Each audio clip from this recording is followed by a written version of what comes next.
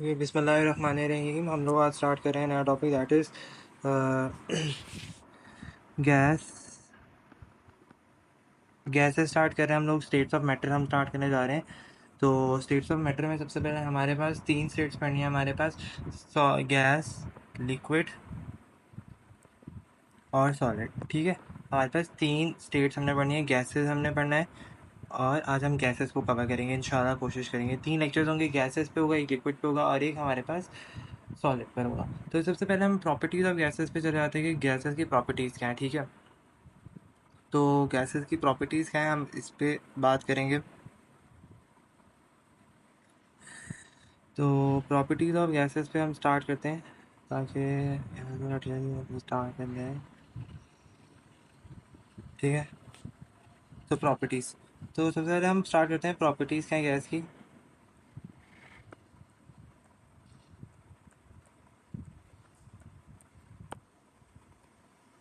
तो प्रॉपर्टीज़ में सबसे पहले हमारे पास जो गैस की प्रॉपर्टीज़ आती हैं वो ये होती हैं कि वीक इंटरमॉलिक्यूलर फोर्स होता है। हम properties in accordance with kinetic molecular theory पढ़ रहे हैं। Kinetic molecular theory in accordance with kinetic molecular theory के अकॉर्डेंस में हम लोग प्रॉपर्टीज़ पढ़ रहे हैं। ठीक है, तो सबसे पहले बात यह है कि every gas is a tiny particles. ठीक है, मॉलिक्यूल्स होते हैं हमारे पास गैस के। पहली प्रॉपर्टी ये है कि टाइनी पार्टिकल्स, जैसे हम क्या कहते हैं, मॉलिक्यूल्स। ठीक है, फिर दूसरी प्रॉपर्टी है कि हमारे पास लार्ज स्पेसेस होते हैं,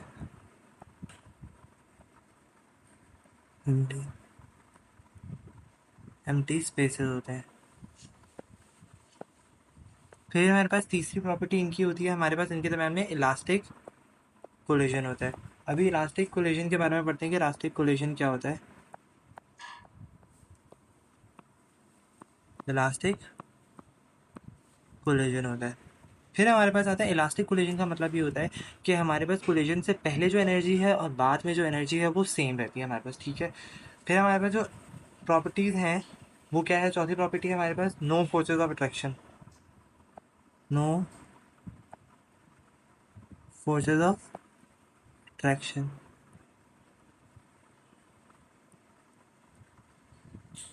फिर हमारे पास आ जाता है कि जो आखिरी प्रॉपर्टी, फिफ्थ प्रॉपर्टी है, volume is negligible to the total container. ठीक है, volume is negligible to total container volume, total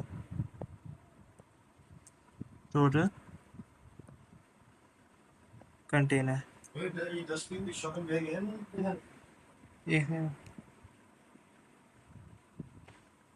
तो हमारे पास volume is negligible to total containers volume.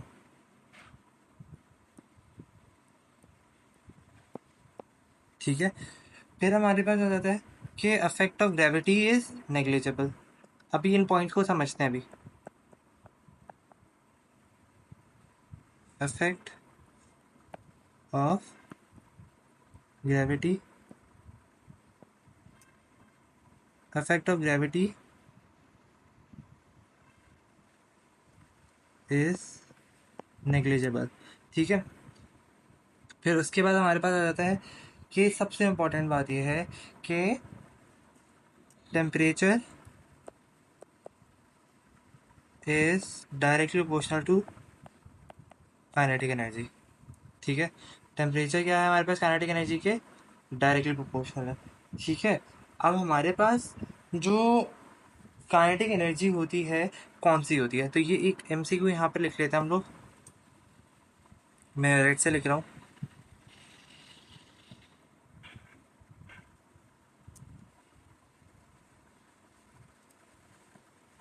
MCQ लिख लेते हैं। एमसीक्यू ये है कि जो टेम्परेचर में जो काइनेटिक एनर्जी है वो क्या होगी हमारे पास, जो काइनेटिक एनर्जी होगी लिक्विड्स में,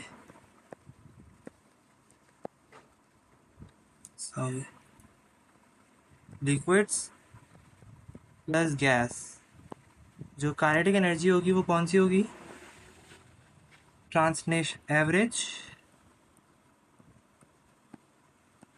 ट्रांसलेशनल ट्रांसनेशनल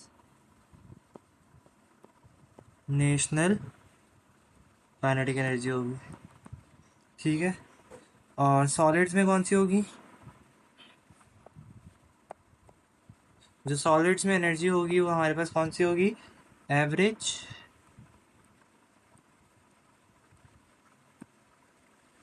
वाइब्रेशनल। ठीक है,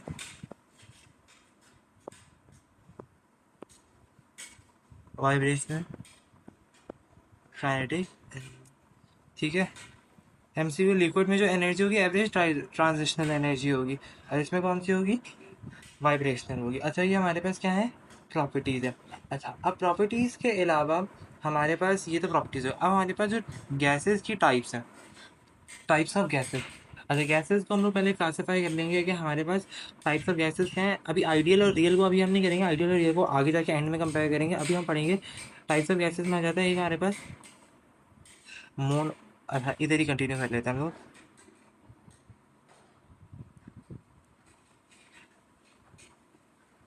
types of gases, types of gases. ठीक है, तो सबसे पहली टाइप की हमारे पास आ गई, टाइप्स ऑफ गैसेस में एक हमारे पास आ गया मोनोटॉमिक। मोनो हो गया, और एक मेरे पास क्या हो गया? पॉली हो गया। ठीक है, अब जो मोनोटॉमिक है वो जैसे हमारे पास कैसे हो गए? हीलियम, नियॉन, ये हो गया।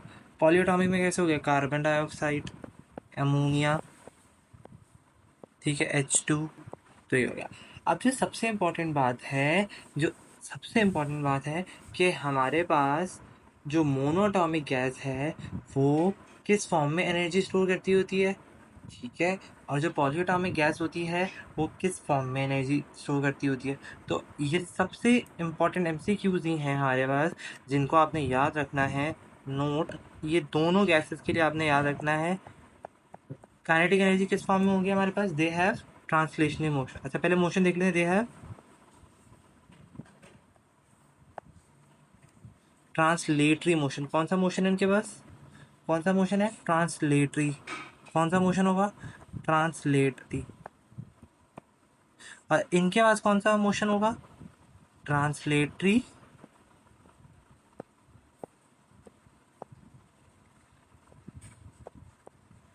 वाइब्रेटरी प्लस रोटेशनल, तीनों मोशंस होंगे हमारे पास। ये बहुत इंपॉर्टेंट बात है, ये बहुत ज़्यादा इंपॉर्टेंट एमसीक्यू है कि इनके पास कौन कौन सा मोशन हो सकता है। तो आपको बताना चाहिए कि इनके पास कौन सा है? रोटेशनल भी होगा, ट्रांसलेटरी भी होगा, और वाइब्रेटरी भी होगा।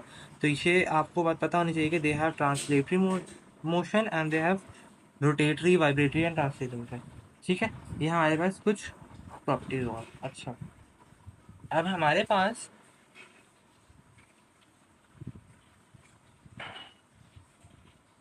स्टार्ट करते होते हैं गैसेस लॉ। अब हम स्टार्ट करेंगे गैस लॉस। ठीक है, अगले स्टार्ट करेंगे हम लोग गैस लॉ।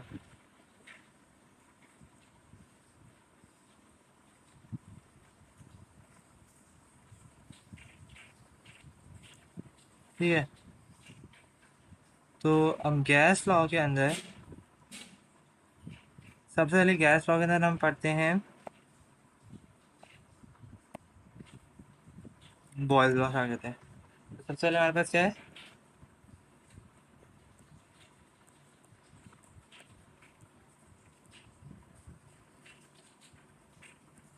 Boyle's law. तो बॉयल्स लॉ क्या कहता होता है हमारे पास? जो बॉयल्स लॉ के मुताबिक ये है कि जो टेम्परेचर है, बॉयल्स लॉ ये कहता होता है कि temperature, the volume of a gas, volume of a gas is inversely proportional to pressure. यानी इसका कहने का मकसद ये है कि, और कंडीशन क्या होगी? At constant. कांस्टेंट क्या होगा हमारे पास? टेम्परेचर होगा और नंबर ऑफ मोल होंगे, दो चीज़ें कांस्टेंट होगी। तो एमसीक्यू क्या होगा? कांस्टेंट क्या चीज़ है हमारे पास, ये बात पता होनी चाहिए आपको। आपको ये पता होना चाहिए कि रिलेशन क्या इस्तेमाल हो रहा है। तो volume is inversely proportional to pressure, यानी आपके पास वॉल्यूम बढ़ेगा तो प्रेशर क्या होगा? कम होगा। अगर प्रेशर बढ़ेगा तो वॉल्यूम क्या होगा? कम होगा। तो ये वाइस वर्सा इस तरीके से हो गया। तो हमारे पास इस तरीके से कांस्टेंट आता होता है के अपॉन टी। ठीक है, आप क्या करोगे? वी और P is equal to K। अगर आपके पास वॉल्यूम चेंजेस आ रहे हैं, प्रेशर चेंजेस आ रहे हैं, तो आगे क्या हो जाएगा V1 P1 equals to V2 P। ठीक है, अब हमारे पास इस तरीके से आ रहा है। अच्छा, अब हमारे पास इसके जो ग्राफ्स होते हैं, ये बहुत इंपॉर्टेंट ग्राफ है। ग्राफ्स क्या होते हैं?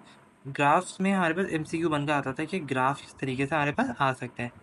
तो अब हम ग्राफ्स देखते हैं कि बॉयज़ लॉ के ग्राफ्स किस तरीके से हमारे पास आते हैं। ठीक है, तो ग्राफ्स के लिए हम स्टार्ट करते हैं। ग्राफ हम लेते हैं, तो ग्राफ के लिए सबसे पहला वही एक ग्राफ आ गया, ये वाला पुराना वाला वी पी। ठीक है, तो ये एक ग्राफ होगा, देखो हमारे पास इन्वर्सली रिलेशन, इन्वर्सली रिलेशन। ठीक है, अच्छा हमारे पास जो एक लाइन होती है उसे कहते होते हैं आइसोथर्म। इसको लाइन को क्या कहेंगे? आइसोथर्म। ठीक है, आइसोथर्म कहेंगे हम लोग, याद होगा। अच्छा, एक ग्राफिकल प्रेजेंटेशन ये होती है हमारे पास P 1/V। जब 1/V करेंगे तो हमारे पास इस तरीके से स्ट्रेट लाइन आएगी, एक लाइन दूसरी लाइन। ठीक है, तो ये देखो हमारे पास ये T1 हो गया, ये T2 हो गया। ठीक है, पर टेम्परेचर क्या होगा? कांस्टेंट होगा। और एक तीसरा ग्राफ हमारे पास ये होता है बॉयल्स लॉ के अंदर, वो इस तरीके से होता है कि P B और फिर हमारे पास एक प्रेशर आता है, और इस तरीके से हमारे पास स्ट्रेट लाइन आता है। तो MCQ ये आता है, ये बहुत इंपॉर्टेंट ग्राफ है। ये हमारे पास पंजाब की बुक में लिखा हुआ है। ये वाला ग्राफ कहाँ मिलेगा आपको? पंजाब में। अच्छा, ये नोट करके इसको लिख लें। और इसका MCQ ये आता है कि graph of Boyle's law can be drawn as a straight line parallel to pressure axis.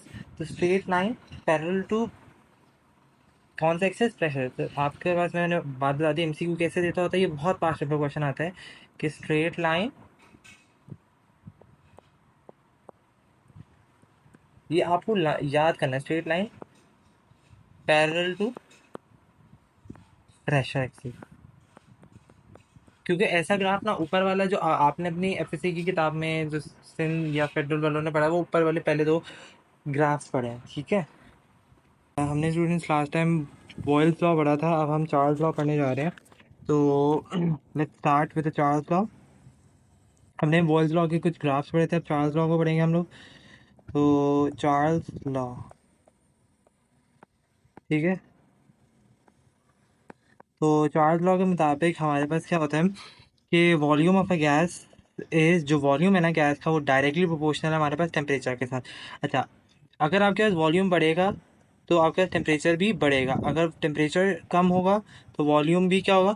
कम होगा। अच्छा, कुछ कंडीशंस होती हैं जिस पे चार्ल्स लॉ हमारे पास एप्लीकेबल होता है, वो ये होता है कि कांस्टेंट एट कांस्टेंट, इस टाइम पे हमारे पास क्या चीज़ कांस्टेंट होनी चाहिए? Pressure and number of moles. अच्छा, अब वही काम करेंगे, V is equal to KT। ठीक है, अब मेरे पास क्या कहते हैं, temperature changes and volume changes आ रहे हैं, तो V1/T1 इक्वल्स टू V2/T2। अच्छा, अब जो यहाँ पर एक सबसे इम्पॉर्टेंट बात है कि हमारे पास जो चार्ल्स लॉ एप्लीकेबल है, एक इम्पॉर्टेंट MCQ आता है, तो हम उसको लिख भी लेते हैं कि जो टेम्परेचर है, it is applicable, Charles law is applicable on which scale? तो कौन से स्केल पे एप्लीकेबल है? It is applicable on, applicable on,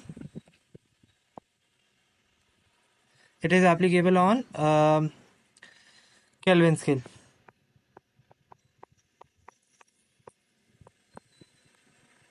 it is applicable on kelvin scale, हमारे पास केल्विन स्केल पे ये एप्लीकेबल है।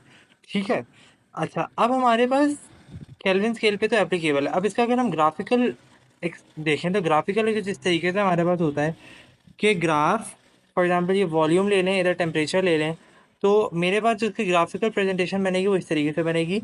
ये कभी भी जो चार्ल्स लॉ का ग्राफ होता है वो कभी भी इंटरसेक्ट नहीं करता होता हमारे पास मिड पॉइंट को, और हम लोग इस तरीके से पीछे डॉटेड लाइन कर करके हम लोग उसको एक एब्सोल्यूट टेम्परेचर पर ले जाते हैं, 273.16 नेगेटिव, जो कि हमारे पास सेंटीग्रेड में होता है। तो इस तरीके से हम लोग चार्ल्स लॉ को इंटरप्रेट करते होते हैं। चार्ल्स लॉ में सिंपल आपको इतना पता होना चाहिए कि चार्ल्स लॉ की डेफिनेशन क्या है, आपको उसका ये पता होना चाहिए, और उसकी ग्राफिकल रिप्रेजेंटेशन। और जो इसमें से जो चीज़ें आती हैं हमारे पास, वो यही हैं कि कौन से स्केल में एप्लीकेबल होता है। अभी क्वेश्चन देख लेते हैं हमारे पास कि किस तरीके से आते होते हैं।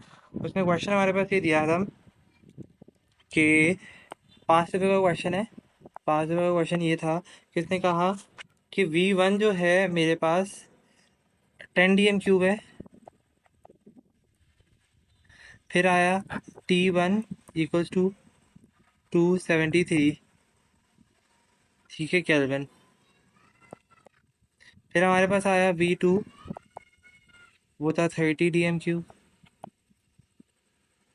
और T2 हमारे पास आया है, ये आपको फाइंड करना है। तो आप वही आराम से करोगे, V1/T1 इक्वल्स टू V2/T2, ठीक है। तो V1 हमारे पास क्या है, 10 dm³, ठीक है। V1 क्या है हमारे पास, नहीं, V1 मेरे पास है 10। और T1 मेरे पास क्या है, 273। और V2 क्या है, 30। और फाइंड क्या करना है, T2। तो 30 को से मल्टीप्लाई करा दें, हमारे 0 से 0 कैंसिल। तो हमारे पास T2 क्या हो जाएगा, 3 × 273। आप आंसर मल्टीप्लाई करा दो तो हमारे पास 3 3 9, 3 7 21।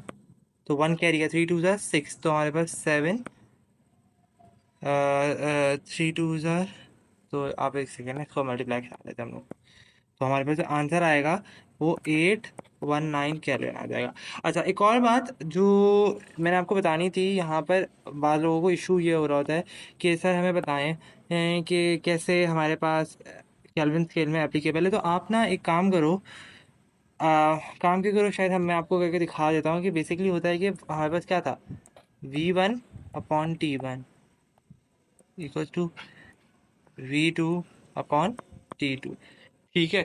अब आप कोई से भी दो टेम्परेचर्स के सेट ले लो, ठीक है, और उनका आप क्या कहते हैं, केल्विन में कन्वर्ट कर, केल्विन में उनकी वैल्यूज पुट करो, और आप सेल्सियस में उनकी वैल्यूज पुट करोगे। और आप देखोगे अगर आप सेल्सियस में पुट करोगे तो ये साइड इक्वल नहीं आएगी, ये दो साइड्स इक्वल, सॉरी मैं बैट, ये दो साइड्स इक्वल हमारे पास नहीं आएंगी। जब आप केल्विन में इनको डाल रहोगे तो आपके ये वाली साइड जो लेफ्ट हैंड साइड है वो राइट हैंड साइड के इक्वल आ जाएगी। ये चीज़ आप देख लेना करके, ठीक है। अब हम लोग पढ़ते हैं absolute zero.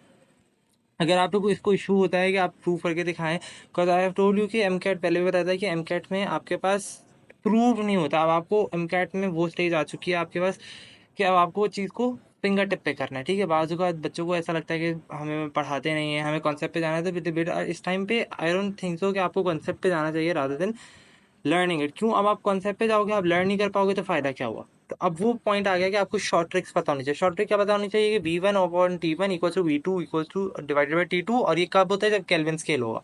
Simple, Kelvin scale होगा, आप हमेशा न्यूमेरिकल करोगे। आपने पेपर में बच्चे क्या गलती करते हैं, चार्ल्स ऑफ बॉयल्स लॉ के अंदर वो ये नहीं देखते कि टेम्परेचर किसके अंदर दिया हुआ है, वो बस डायरेक्ट ये लॉ अप्लाई कर देते हैं और एमसीक्यू में आंसर जो होता है वो गलत मार्क कर आते हैं और फिर बोलते हैं हमने तो सही किया। और जब बाद में पता चलता है तो वो कन्वर्जन नहीं करते होते। तो अब हम लोग पढ़ते हैं कि एब्सोल्यूट जीरो क्या है basically.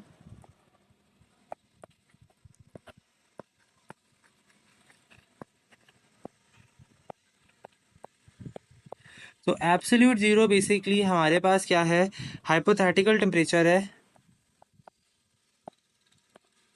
Hypothetical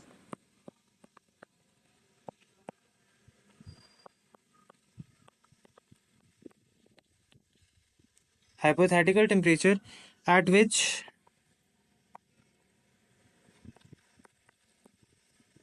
volume of gas is zero, ठीक है। मैंने क्या बोला, ये हमारे पास volume of gas is zero, ठीक है। और इसकी वैल्यू सबसे इंपॉर्टेंट चीज़ है कि इसकी वैल्यू आपको याद होनी चाहिए। वैल्यू क्या होती है हमारे पास इसकी, 273.16 degree Celsius equals to 0 kelvin.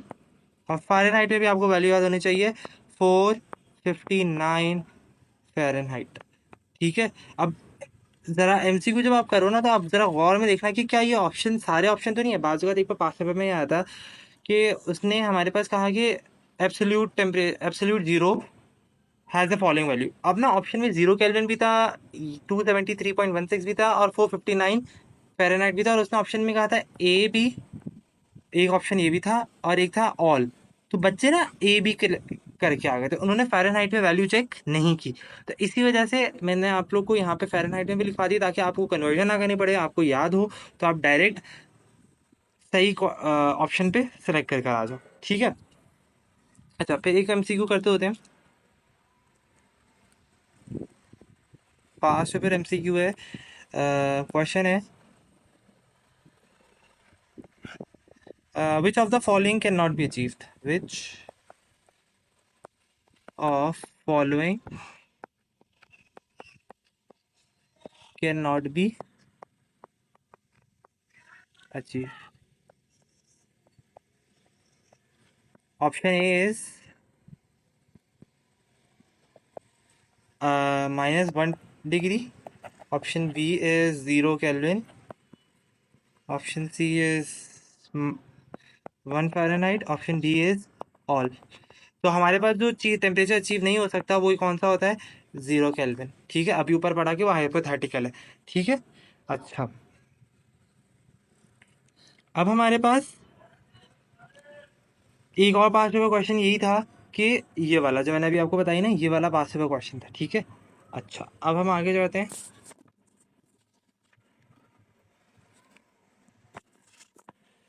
अच्छा भाई,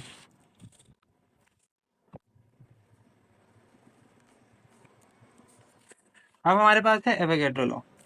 कौन सा लॉ पढ़ने जा रहे हैं हम, एवोगैड्रो लॉ।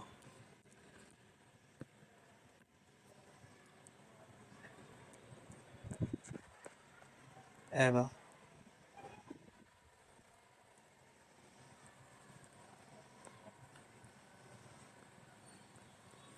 अच्छा, एवोगैड्रो लॉ ये कहता है कि हमारे पास जो वॉल्यूम है वो डायरेक्टली प्रोपोर्शनल है नंबर ऑफ मोल्स के साथ, जबकि कांस्टेंट क्या है इधर हमारे पास, कांस्टेंट क्या है, प्रेशर और टेम्परेचर, ठीक है।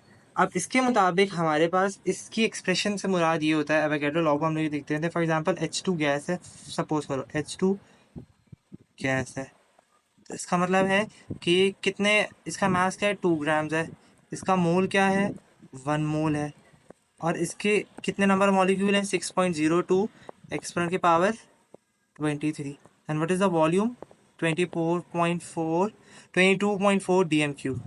तो एक ही जर्नल हमारे पास क्या है, एक्सप्लेनेशन है, या यू कैन से जर्नल हमारे पास क्या है, ये एक रिटन लिखने की वे हमारे पास, ठीक है, एवोगैड्रो लॉ, ठीक है। अब हम लोग एक जर्नल गैस इक्वेशन बना लेते हैं कि जर्नल गैस इक्वेशन क्या होती है। General gas equation basically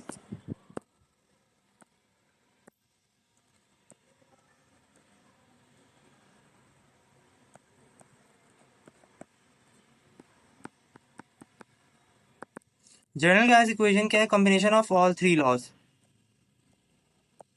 combination of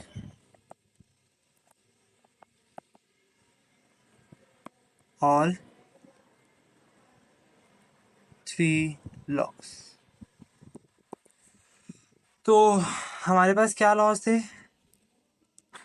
P V, तो लॉज हमारे पास क्या थे, हम लिख लेते हैं। पहला लॉ क्या था, volume is inversely proportional to pressure. दूसरा ये था कि volume is directly proportional to temperature, volume is directly proportional to number of moles. तो कंबाइन करो तो मेरे पास क्या आ जाएगा, volume is directly proportional to NT/P, ठीक है। अब क्या करूँगा मैं, इधर एक कांस्टेंट पुट करूँगा, V is equals to R, जो कि जनरल गैस कांस्टेंट कहते होते हैं, और डिवाइडेड बाई P। तो हमारे पास एक क्या इक्वेशन बन गई, PV is equals to nRT, जो कि जनरल गैस इक्वेशन है, ठीक है। अब हमारे पास अगर एक से ज़्यादा गैसेस हैं, हमारे पास चेंजेस आ रहे हैं, नंबर ऑफ मोल सेम है, तो मेरे पास क्या बन जाएगा, P1V1 equals to T equals to P2V2 divided by T2। एक ये भी हमारे पास रिलेशन इस्तेमाल होता है, ठीक है। अच्छा, अब एक पास पेपर क्वेश्चन करते हैं। पास पेपर क्वेश्चन ये था, गौर से देखिएगा। Question is that if both temperature and volume of a gas doubled, then P is, option A, doubled, option B 4 times, option C 6। तो आपके पास जो इसका आंसर होगा वो सेम होगा। क्या होगा? सेम होगा। तो option C would be correct. किस तरीके से? देखो, हमें पता है कि P V is equals to N R T. ठीक है, pressure N R T upon V. क्या क्या डबल हुआ? टेम्परेचर भी डबल हुआ और वॉल्यूम भी डबल हुआ। तो टू से टू कैंसिल, तो वहाँ पे कोई चेंज आया नहीं। ठीक है। अच्छा, अब हमारे पास आता है यूनिट्स ऑफ आर। अच्छा, यूनिट्स ऑफ आर आपको एमसीक्यूज हैं ये सारे। यूनिट्स ऑफ आर, इसके आगे लिख लें कि दीज आर एमसीक्यूज। इनको डायरेक्ट याद करना है। पेपर में हमेशा एक ना एक एमसीक्यू ऐसे लर्निंग बेसिक। देखो, पेपर में हमेशा ऐसा नहीं होता कि बहुत मुश्किल क्वेश्चन आते हैं।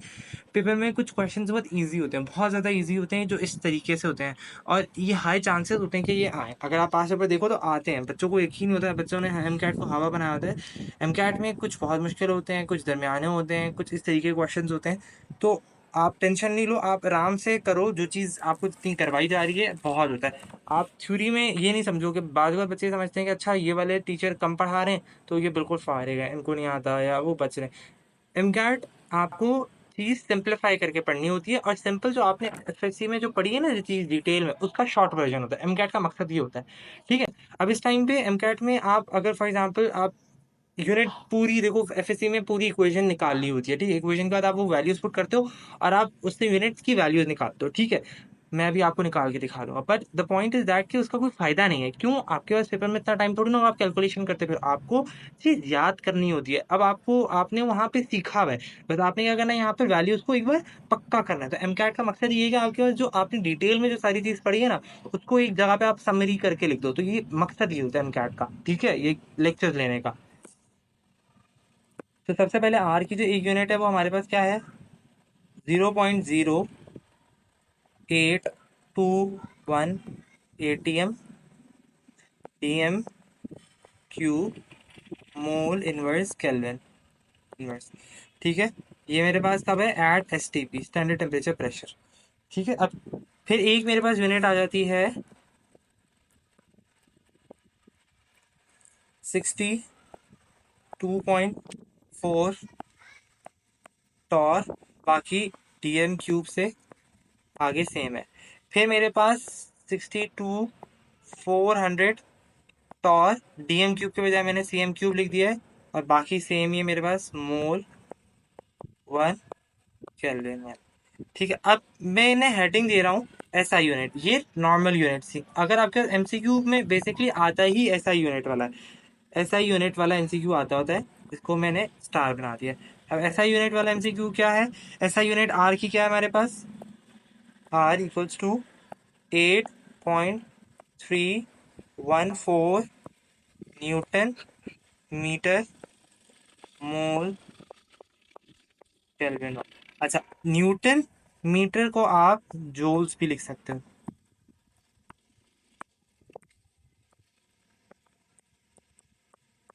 तो ये हमारे पास क्या है इसकी? कौन सी यूनिट्स है हमारे पास? एसआई यूनिट्स है। इसको यहाँ पर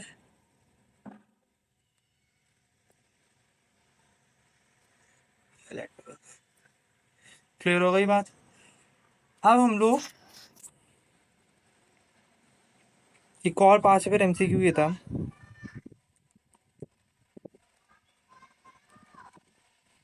क्वेश्चन ये है,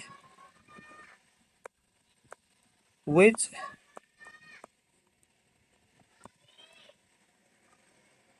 one is smallest unit?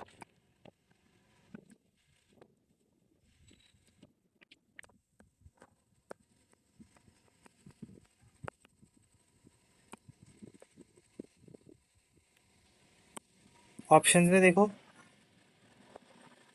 A joules, B calories, सी अर्ग्स। तो हमारे पास जो करेक्ट ऑप्शन है वो क्या होगा? अर्ग्स। ठीक है। अच्छा, मैं आपके पास वो ही लिख देता हूँ कि हमारे पास सबसे बड़ी यूनिट कौन है? कैलोरीज है। फिर जूल्स है, फिर अर्ग है। ठीक है, इस बात को आप लोग, ठीक है। अच्छा, अब हमारे पास फार्मूला फॉर डेंसिटी। अच्छा,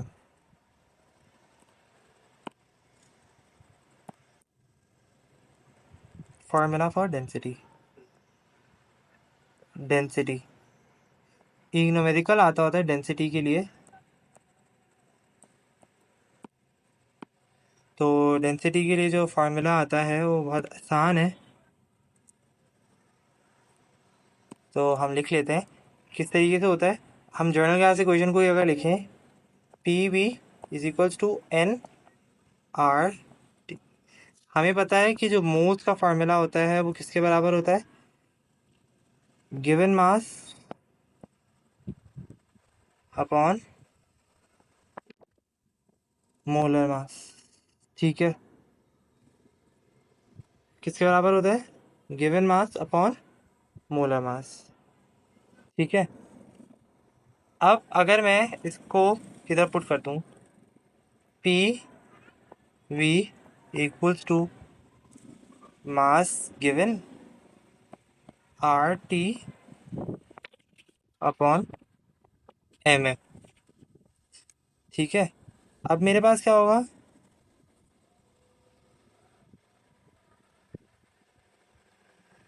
अच्छा, अब मुझे बताए P M M divided by R T M S upon V. ये जो M S upon V V है, हमें पता है किसके बराबर है, डेंसिटी इज इक्वल, डेंसिटी किसके बराबर होता है, मास अपॉन वॉल्यूम। तो डेंसिटी का फॉर्मूला क्या आ गया, पी एम आर टी। ठीक है, डेंसिटी का क्या फॉर्मूला आ गया,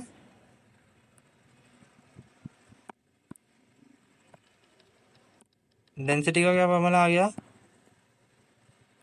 P M upon R T. तो हमारे पास ये डेंसिटी का फॉर्मूला आ गया। ठीक है,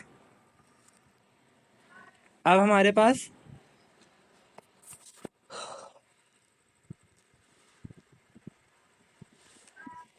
अच्छा,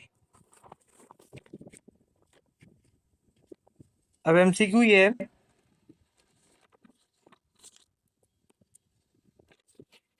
क्वेश्चन ये है कि, क्वेश्चन कुछ यूं करके है, मोलर, या आप कह दो वॉल्यूम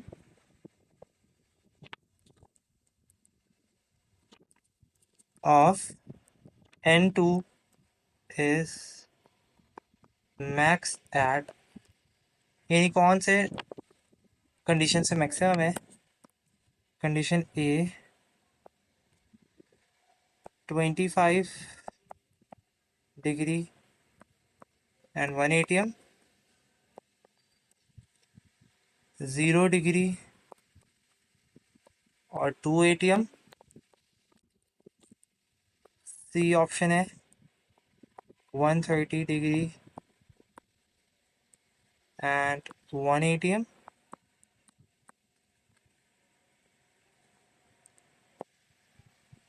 और डी ऑप्शन है 100 डिग्री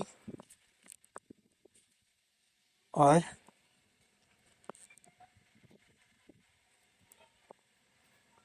2 atm।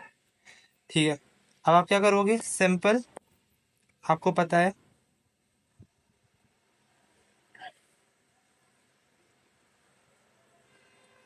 आपको पता है कि P P V equals to N R T. ठीक है, वॉल्यूम कैलकुलेट करना है, तो N R T upon pressure. ठीक है, तो टेम्परेचर ज़्यादा होना चाहिए और प्रेशर मिनिमम होना चाहिए। तो अब देखो, सबसे जो बेस्ट ऑप्शन है, टेम्परेचर इसमें सबसे ज़्यादा है और प्रेशर इसमें सबसे कम है, तो option C is a correct option. ठीक है, ये करेक्ट ऑप्शन है। अब हमारे पास, नाउ फिर एक और क्वेश्चन है हमारे पास, पावर्स पेपर क्वेश्चन है।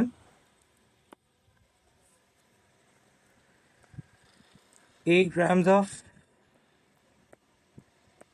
methane CH4 and 2 grams of hydrogen mixed are mixed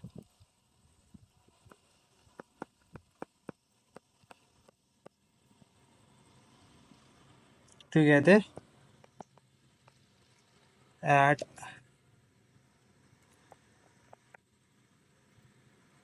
760 millimeter of mercury और टेम्परेचर भी दिया हुआ है 273 केल्विन।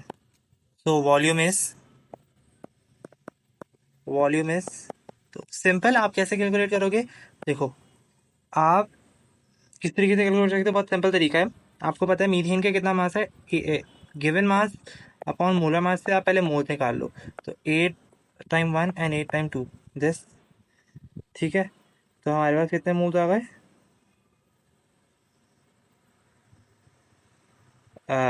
1/2 = 2 अब इस तरीके से आप हाइड्रोजन के मोल्स निकाल दो। हाइड्रोजन के मोल्स कितने हैं? 2, गिवन मास है, और इसका अपना मास कितना है? 2 = 2। तो कितने मोल्स आ गए? 1। तो आपके पास टोटल मोल्स कितने हो गए? एंड टोटल कितने हो गए? 1 + 0.5 = 1.5।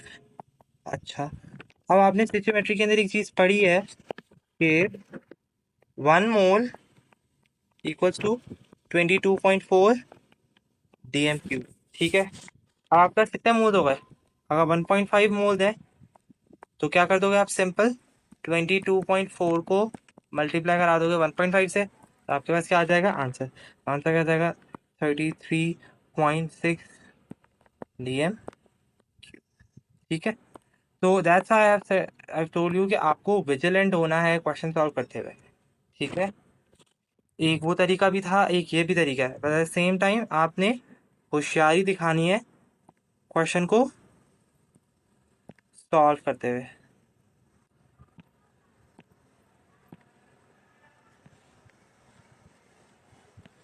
सो यस,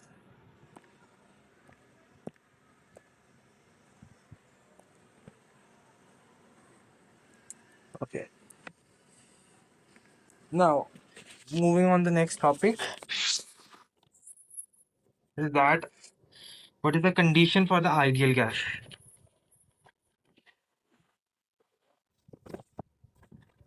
हाँ, अब हम कंडीशन पढ़ेंगे आइडियल गैस के लिए।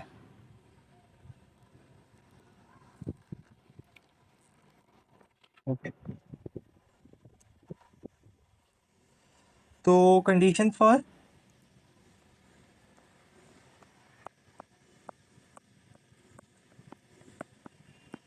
आइडियल गैस, ठीक है। तो आइडियल गैस कब होगी? हमारे पास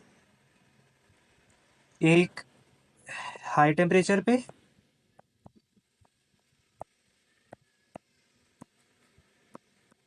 एंड बी लो प्रेशर। क्यों ऐसा होता है कि आइडियल गैस वो होती है जिसके पास हमारे पास ना ही एक तो वॉल्यूम भी नेग्लिजिबल होता है, दूसरा इंटरमोलिकुलर फोर्सेस भी एब्सेंट होती हैं, ठीक है। हम एक बार लिख लेते हैं क्या होती है आइडियल गैस, पीछे हमने पढ़ी थी। वॉल्यूम भी नेग्लिजिबल है, और क्या चीज़ भी नेग्लिजिबल है? वॉल्यूम नेग्लिजिबल है,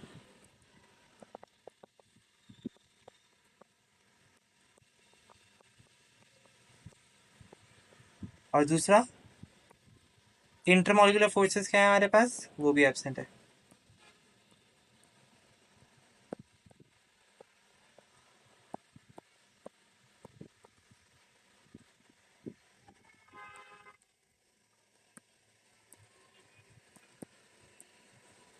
ठीक है। अब क्या होता है इन दो कंडीशंस पे, हाई टेम्परेचर और हाई टेम्परेचर लो प्रेशर पे वॉल्यूम बहुत ज़्यादा हो जाता है, बहुत ज़्यादा हो जाता है, और इंटरमोलिकुलर फोर्सेस क्या हो जाती हैं? आई एम क्या हो जाती हैं, एब्सेंट हो जाती हैं। तभी गैस क्या हो जाती है, आइडियल बिहेव करती है। तभी गैस क्या बिहेव करती है, ठीक है, तभी गैस क्या बिहेव करती होती है, आइडियल कर रही होती है। अच्छा, अब हमारे पास आइडियल गैस इक्वेशन के ग्राफ्स होते हैं। ग्राफ किस तरीके से बनते हैं, इस साइड पे लेते हैं हम प्रेशर, और इस साइड पे हम लेते होते हैं जी। जी अभी मैं बताता हूँ क्या है, कंप्रेसिबिलिटी फैक्टर है। हमेशा याद रखना कि जी की वैल्यू फॉर आइडियल गैस क्या होती है, 1 फॉर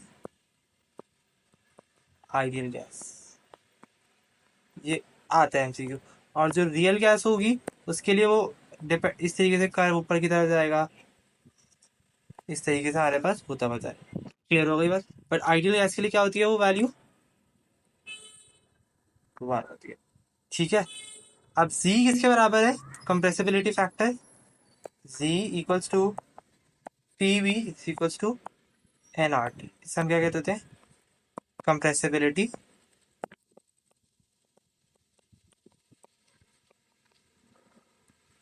फैक्टर। क्या बोलेंगे हम इसको, कंप्रेसिबिलिटी फैक्टर।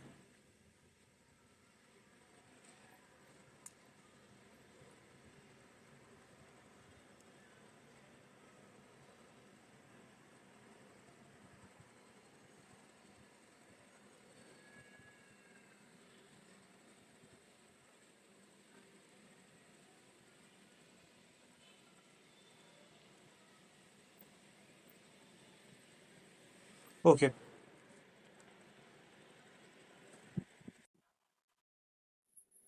अच्छा, अब हमारे पास आता है एमसीक्यू। क्वेश्चन ये है, under high pressure which gas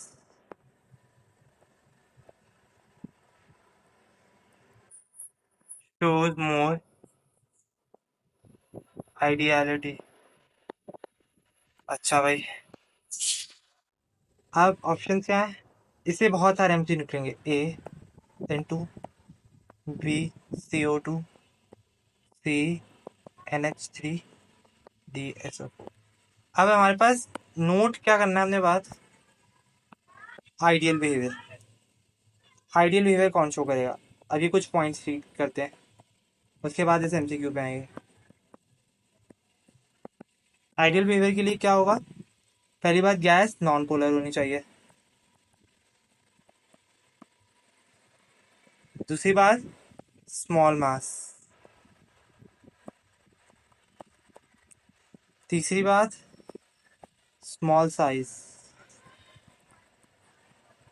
चौथी बात वीक इंटरमोलिकुलर फोर्सेस। तो अब अप्लाई करो इन सारी, यही सारी बातें ऊपर वाली चीज़ों पे अप्लाई करते थे। ठीक है, N2 का मास है, ये कलर बहुत लाइट है,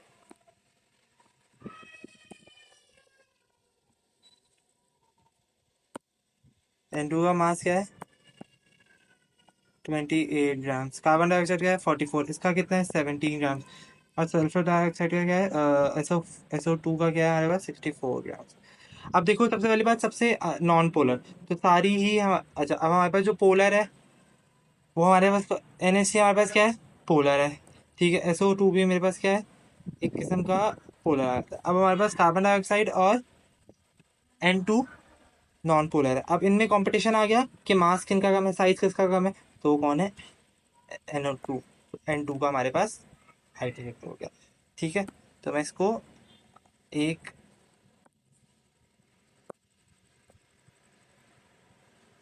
जगह हाईलाइट कर देता हूँ कि आइडियल बिहेवियर का ताल्लुक किससे होता है। ठीक है, फिर एक क्वेश्चन है,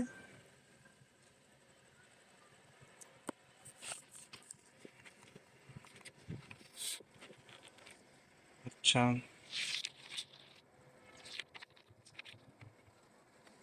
क्वेश्चन ये है कि which of following deviates more from ideal behavior। यानी इन शॉर्ट आपने रियल गैस बताना है। ठीक है, ऑप्शन क्या है? Option A HCl, option B CO2, option C H2, option D N2। अच्छा, पहली बात देखो, जो पोलर है नॉन पोलर पता कर लो। HCl ये सारे नॉन पोलर हैं, ये क्या है? पोलर। तो ऊपर हमने क्या पढ़ा? आइडियल बिहेवियर के लिए क्या होना चाहिए? Non polar. तो क्या ये पोलर है? नॉन पोलर है? नहीं। तो इसका मतलब मेरे पास सबसे करेक्ट ऑप्शन क्या है? ऑप्शन ए। उसने ये बोलेंगे आइडियल बिहेवियर से कौन डेविएट करे, तो आइडियल बिहेवियर से कौन डेविएट करता होता है? Real gases. तो सिंपल ये बात हो गई।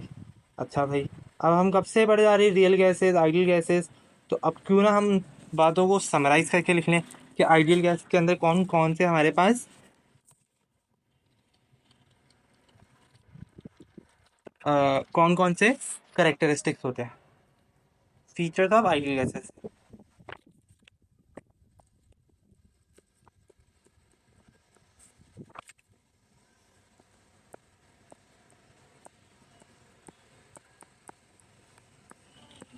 Feature of ideal gases. तो सबसे पहला फीचर क्या है? No intermolecular forces. फिर दूसरा फीचर क्या है? Elastic collision. कि काइनेटिक एनर्जी क्या रहती है हमारे पास बिफोर एंड आफ्टर कोलिजन, क्या होती है? Same. Actual volume is negligible, obeys all gas law।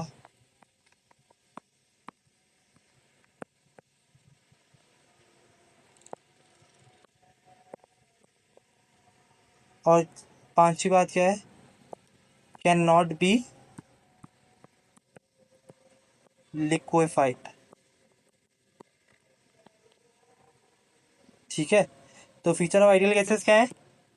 Intermolecular forces नहीं होंगी, इलास्टिक कोलिजन होगा, actual volume is negligible, obeys gas law, can not be liquefied. Last time हमने अभी ये पढ़ा था कि आइडियल गैसेस की प्रॉपर्टीज क्या क्या होती हैं, कि इंटरमोलिकुलर फोर्सेस नहीं, इलास्टिक कोलिजन होता है, actual volume is negligible, obeys all the gases law and they can not be liquefied. अब अगला एमसीक्यू ये बात है कि why gases can not be liquefied. तो हमारे पास ऑप्शन में आना है, its critical temperature is about 0 degree, नहीं। स्मॉल इन साइज, ये भी नहीं। Forces of attraction between its molecule is negligible, तो हमारे पास ये ऑप्शन है। ठीक है, लास्ट टॉपिक हमारे पास है वेंडरवॉल्स। वेंडरवॉल्स हमारे पास बेसिकली वॉल्यूम करेक्शन और प्रेशर करेक्शन था। कि वॉल्यूम करेक्शन ये था कि वॉल्यूम इज नेग्लिजिबल। हमारे पास ये एक स्टेटमेंट थी आइडियल गैस के बारे में कि volume is negligible. Ideal gas को जो थी ना, PV is equals to NRT, इसकी अंदर ये बात थी कि वॉल्यूम नेग्लिजिबल है गैस का to the total volume of container. यानी फॉर एग्जाम्पल ये समझो आपके पास ये एक कंटेनर है, इसमें आपने गैस थी और आपने गैस को कंप्रेस करके एक जगह पे रख दिया। तो ठीक है, तो ये आपके पास क्या हो गया? एक्चुअल वॉल्यूम हो गया, एक्चुअल वॉल्यूम जैसे V से रिप्रेजेंट करते हैं। ठीक है, और हमारे पास ये वेसल का वॉल्यूम हो गया। ठीक है, वेसल का वॉल्यूम हो गया। अब हमारे पास किस तरीके से हमने किया करेक्शन, कैसे किया? हमने कहा कि जो फ्री वॉल्यूम होगा ना, वॉल्यूम फ्री कैसे निकालोगे? वॉल्यूम वेसल में से माइनस कर दें बी, जो कि एक्चुअल वॉल्यूम ऑफ गैस है। तो बस आपने क्या करना है, वैन डर वाल्स के अंदर क्या करना है? Simple, P V minus V equal to NRT। ठीक है, अब इधर से सबसे इंपॉर्टेंट बात निकलती है, ये बहुत इंपॉर्टेंट रिलेशन है कि जो एक्चुअल वॉल्यूम है वो इक्वल्स है 4 times of molar volume of molar volume. अब जो ये जो VM है ना, ये volume of diameter of gases है, volume of diameter of gases. ये एक बहुत ज़्यादा इंपॉर्टेंट MCQ है। ठीक है, इसको मैं हाईलाइट भी कर देता हूँ कि एक्चुअल वॉल्यूम किसके बराबर है? 4 टाइम्स इंटू VM। ठीक है, अब हम इसका MCQ देखते हैं। जो 5 पेपर में MCQ आया था वो ये था, सॉरी तो वो एमसीक्यू क्या था देख लेते हैं। If volume of container, volume of container is 4 dm cube, vm यानी molar volume is 0.1 dm cube, then free volume is, हमें पता है कि फ्री वॉल्यूम किसके बराबर होता है, कंटेनर के वॉल्यूम को बी से माइनस कर दो। अब इधर तो बी तो नहीं दिया हुआ ना, उस टाइम में मोलर वॉल्यूम दे दिया। तो मोलर वॉल्यूम कैसे कैलकुलेट करोगे आपके पास, हमने अभी ऊपर एक रिलेशन फाइंड किया था ना कि अगर बी नहीं है दिया हुआ तो हमारे पास 4 टाइम्स ऑफ मोलर वॉल्यूम। तो आप क्या करोगे, v is equals to 4 times of V M, simple. अब मुझे बताओ कि जो कंटेनर का वॉल्यूम कितना था 4, और ये कितना था वी एम 0.1, तो कितना आंसर आ जाएगा, 4 - 0.4 इक्वल्स टू 3.6 dm³ सिंपल। देखो इस तरीके से एक क्वेश्चन आता है। अब हमने ऊपर रिलेशन बच्चे याद करके जाते हैं, b is equals to 4, b equal to 4 v m, जबकि इस रिलेशन को यूज करना आना चाहिए।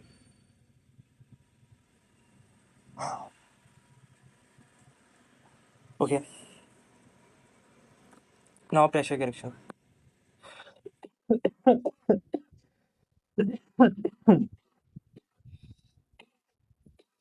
आई एम सॉरी। ओके, प्रेशर,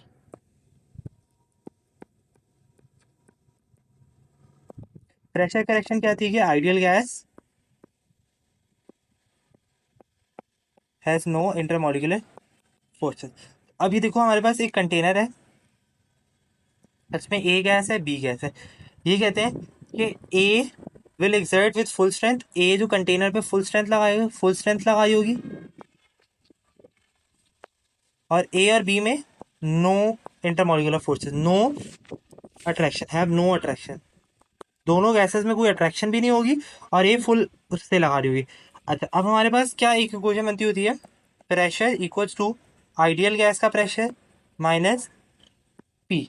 अब ये जो प्रेशर है, जो पी है, ये पी जो इन्वर्स है ये लेसन प्रेशर है। असल में तो हमने देखा है कि जब टकराती हैं गैसेस तो हमारे पास क्या हो जाता है, प्रेशर लेस हो जाता है, लेसन प्रेशर। और ये पी आइडियल है, और ये जो है ये नॉन आइडियल प्रेशर है। अच्छा, अब ये जो हमारे पास है ना, हमने क्या निकालना है, पी आइडियल। पी आइडियल कैसे निकलेगा, पी प्लस लेसन प्रेशर। अब हमें पता है कि जो लेसन प्रेशर है ना, वो डायरेक्टली प्रोपोर्शनल है कंसंट्रेशन ऑफ ए मॉलिक्यूल्स के, गैस के कंसंट्रेशन ऑफ बी मॉलिक्यूल्स के। अच्छा, हमें पता है कि कंसंट्रेशन जो है वो किसके बराबर होती है, एन अपॉन वॉल्यूम, ठीक है। इसी तरीके से एन अपॉन वॉल्यूम इसकी भी हो गई। अब पी इक्वल्स टू, इसी को छोड़ हटाऊंगा और ए आ जाएगा, और N square upon V square. तो मेरे पास ये क्या आ गया, लेसेंट प्रेशर आ गया। तो मेरे पास आइडियल गैस इक्वेशन में जो प्रेशर की इक्वेशन आ गई वो क्या आ गया, P plus A N square upon V square, simple.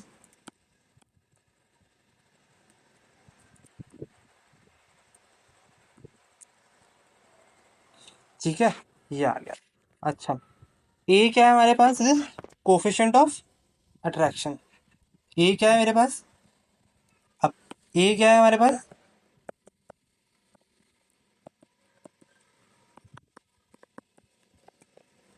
Attraction.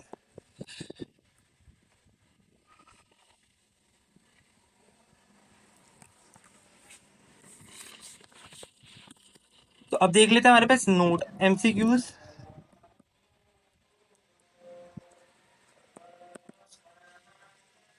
अगर मेरे पास ए की वैल्यू ज़्यादा है तो इंटरमॉलिक्यूलर फोर्सेस भी क्या होंगी, ज़्यादा, और लेसेंट प्रेशर भी क्या होगा, ज़्यादा, ठीक है।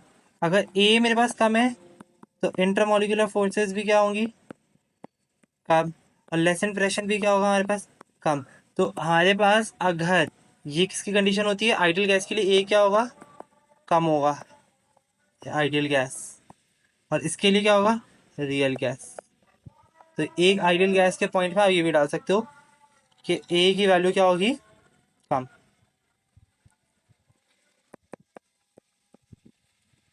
ठीक है, लो। तो इस बात को हम यहाँ पे हाईलाइट कर देते हैं ताकि हमारे पास,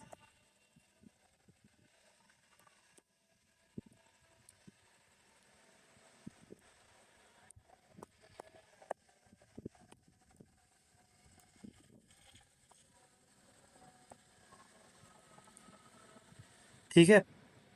तो इन शॉर्ट हमारे पास जनरल गैस इक्वेशन जो वेंडर वॉल के मुताबिक कैसे हो गई, P plus A N square we square. इससे आपका कोई एमसीक्यू नहीं आता आज तक, एम कैट के अंदर कभी भी इससे एमसीक्यू नहीं आया, क्योंकि ये हमारे पास एमसीक्यू सॉल्व इससे नहीं आते। ठीक है, ये हो गया। अच्छा, अब लास्ट चीज हमारे पास क्या है, यूनिट्स ऑफ ए।